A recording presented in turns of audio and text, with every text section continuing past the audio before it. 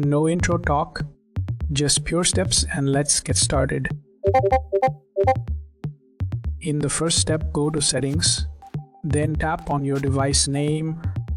After that, select Find My and switch it off. In the next step, connect your iPad to a computer. Later, launch iTunes or Finder on Mac. Then make sure the device is recognized. In the next step, quickly press and let go of volume up. Then quickly press and let go of volume down. Then press and keep holding the top button until the display changes. In the next step, continue pressing the top button. Next, let go when the recovery screen shows up. Next, check for a connection on your computer.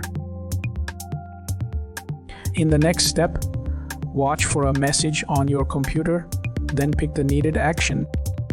Later, proceed with the given steps. You are good to go.